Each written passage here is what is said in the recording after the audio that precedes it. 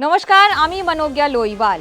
स्वागत है आपका चक्रव्यूह में, एक खास शो जिसमें हम आपको बताएंगे चक्र के परे का व्यू और राजनीति के अखाड़े में कौन फंसा है उस चक्रव्यूह में। तो आज बात नुसरत जहान की।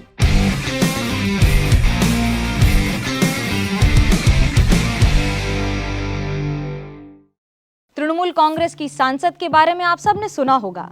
बशीरहाट की लोकसभा सीट से जीत कर आई और उसके बाद से लगातार एक के बाद एक विवादों में घिरी ही रही। 4 साल से अधिक का समय हो गया है, लेकिन 40 से ज्यादा कंट्रोवर्सीज अगर गिनी जाएं तो नुसरत के नाम के आसपास आपको मिल ही जाएंगी। कभी उनके निजी जीवन को लेकर, कभी उनके राजनीति में अखाड़े में उनकी इस लड़ाई को लेकर, उनके बयान को लेकर, तो उनके स्टाइल को लेकर, उनके सिंदूर को लेकर, तो जगन्नाथ मंदिर में दर्शन करने तक लेकर।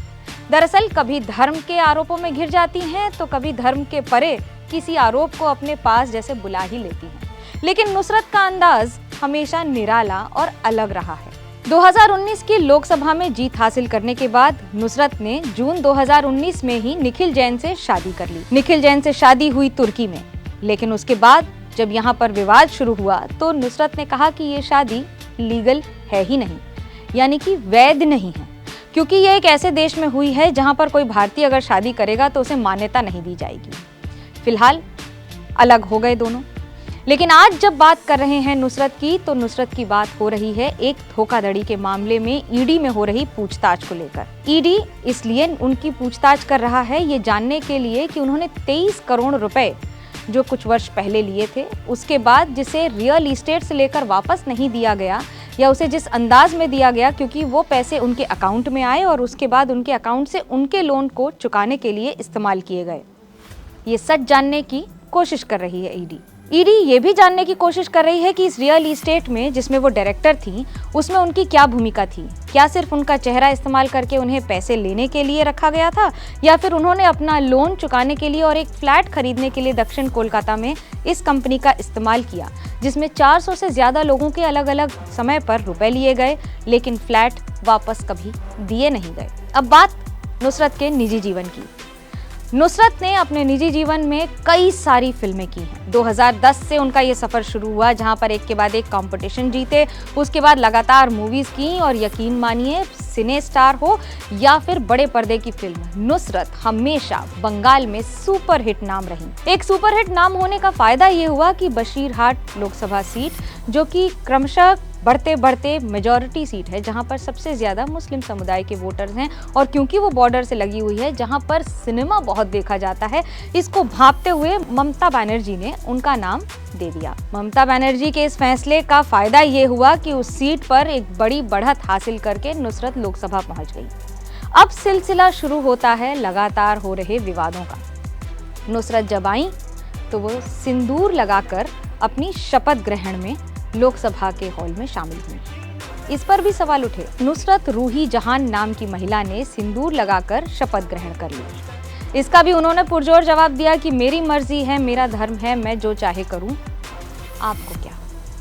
लेकिन आपको क्या लगातार नुसरत को थोड़ा महंगा पड़ता रहा। नुसरत ने दुर्गा पूजा में ढोल बजाया, देवी की उपासना की, तो मुस्लिम समुदाय ने सवाल खड़े कर दिए।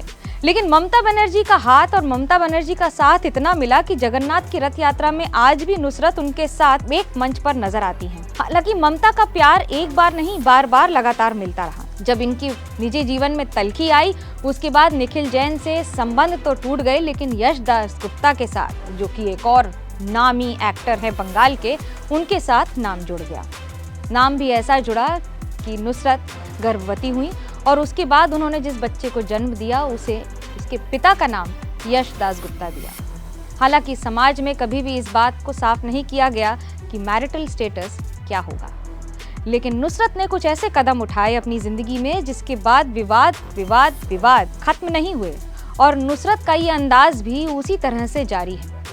जब ईडी के साथ ये विवाद हुआ तो नुसरत ने पब्लिक में आकर कहा कि कोई प्रूव करके दिखाए कि मैंने ये पैसे लिए हैं। हालांकि उन्होंने अपने बैंक स्टेटमेंट्स ये कहकर नहीं दिखाए या ये करके नहीं बताए कि ये हमारे निजी पैसे हैं, मैं किसी को क्यों दिखाऊं। बात भी सही है, नुसरत को इसको दिखाने की क्या ही ज़रूरत है। लेकिन क्योंकि नुसरत एक सांसद हैं, क्योंकि नुसरत जनसेवक हैं, क्योंकि नुसरत एक बहुत बड़ा नाम है, बंगाल में नहीं बल्कि विवादों के घेरे में फंसे हुए उन बड़े बड़े सांसदों में, जिन्होंने हर बार समय के थपेड़ों के साथ एक नए अंदाज में अपने आप को पेश कर दिया है। लेकिन नुसरत इस बार बशीरहाट लोकसभा सीट से चुनाव लड़ेंगी या नहीं, ये बड़ा दिलचस्प होगा। फिलहाल तारीख पर तारीख में नुसरत को खुद पेश होने को कहा है ईडी ने, लेकिन नुसरत का निजी जीवन उतना ही परतों से भरा है जितना उन पर ये आरोप का मामला। जुड़े रहिएगा हमारे साथ, चक्रव्यूह में आपको आगे बताएंगे कि कौन है किस पर्दे के पीछे।